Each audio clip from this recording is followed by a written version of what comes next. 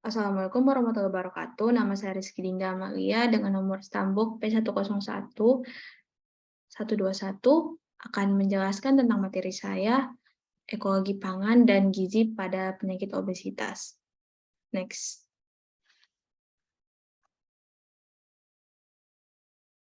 Next.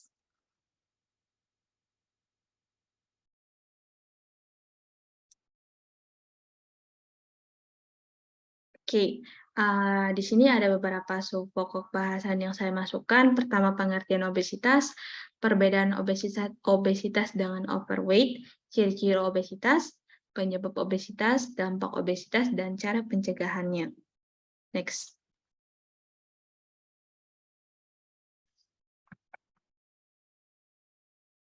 Next.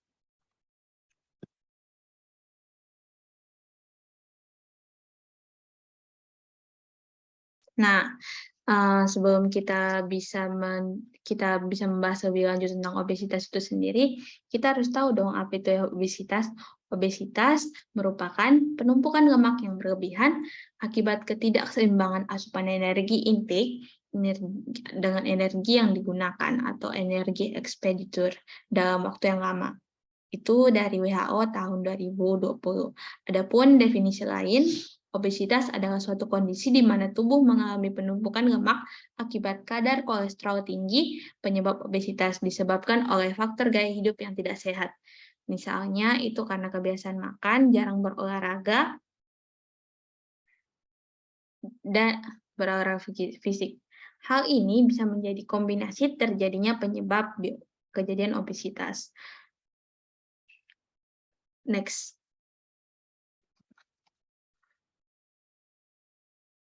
Nah, tapi untuk orang-orang biasanya kita biasa ada misleading bahwa kita tidak bisa bedakan mana obesitas, mana overweight.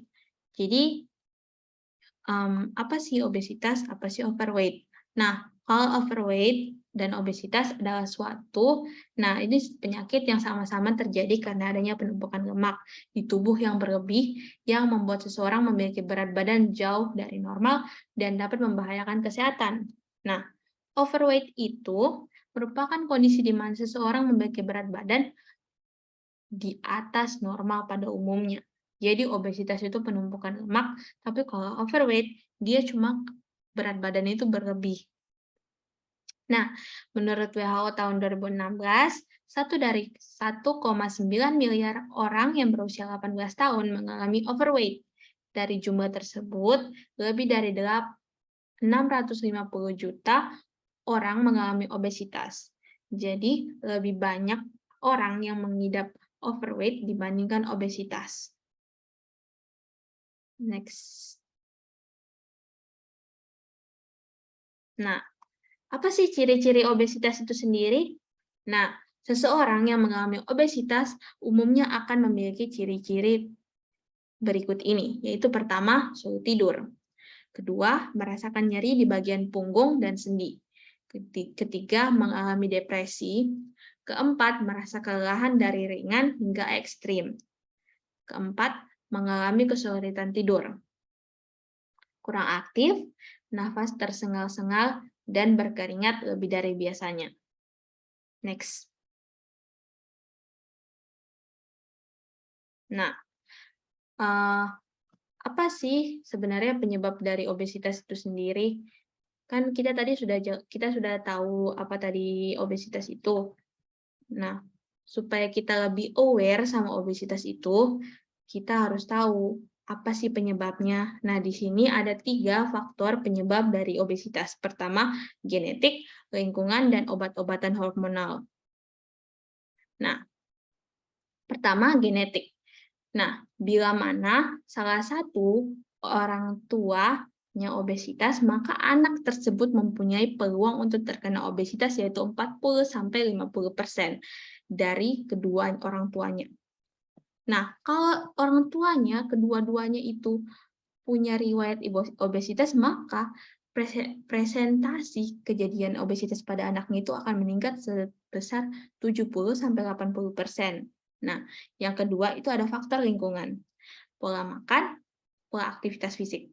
Nah, Pola makan sendiri adalah pola asupan energi yang menyebabkan kelebihan berat badan dan obesitas. Jenis makanan itu makanan yang berenergi tinggi seperti yang kayak junk food, terus juga ya junk food, minuman berkarbonasi, minuman dengan kandungan gula tinggi.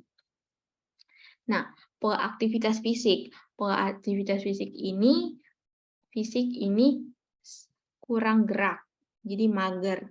Nah, mager itu sendiri menyebabkan energi yang dikeluarkan itu tidak seimbang dengan energi yang masuk.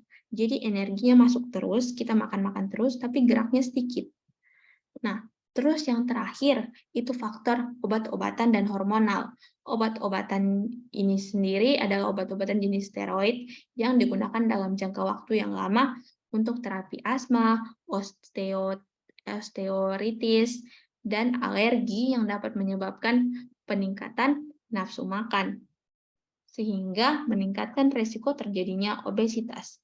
Dan yang kedua, hormonal.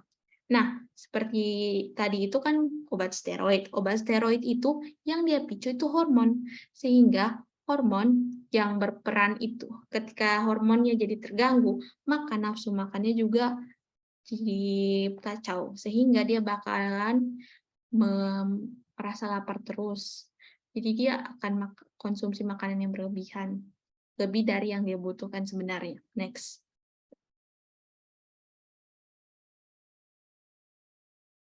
Nah, lalu apa sih dampak dari obesitas itu sendiri? Dampak dari obesitas itu sendiri ada dua. Pertama, dampak metabolik dan dampak penyakit lain. Nah, dampak metabolik itu lingkar perut. Kalau pria, itu umumnya lebih dari 90 cm. Nah, untuk wanita, lingkar perutnya itu lebih kecil, yaitu 80 cm. Nah, hal ini akan berdampak pada peningkatan trigliserida atau kadar gula dalam darah dan penurunan kolesterol HDL, serta meningkatnya tekanan darah. Keadaan ini disebut dengan sindrom metabolik. Nah, penyakit lain yang bisa yang di-trigger, yang dipacu oleh obesitas itu sendiri, asma menjadi memburuk, osteoartritis, lutut dan pinggul. Terus pembentukan batu empedu, sleep apnea, henti napas saat tidur, dan low back pain. Next.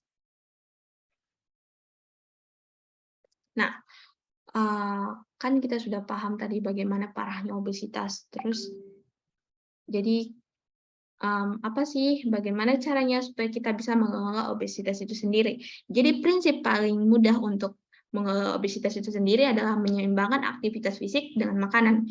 Jadi berapa banyak yang kita konsumsi itu harus seimbang dengan apa yang kita lakukan.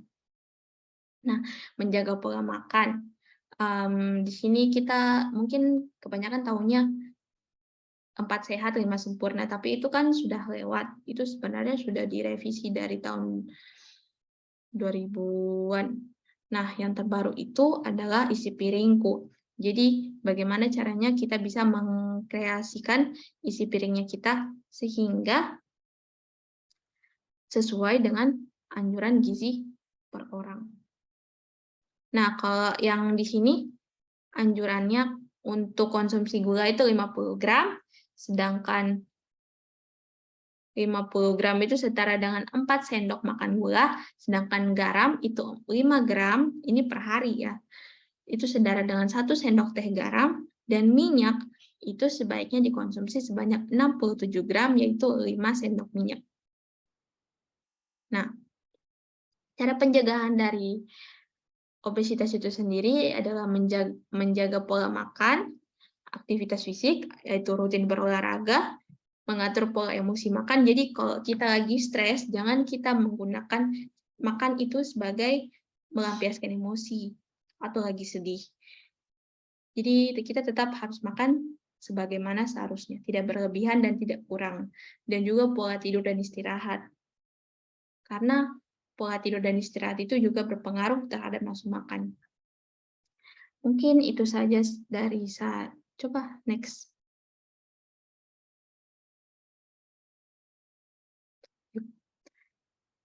Mungkin itu saja dari saya.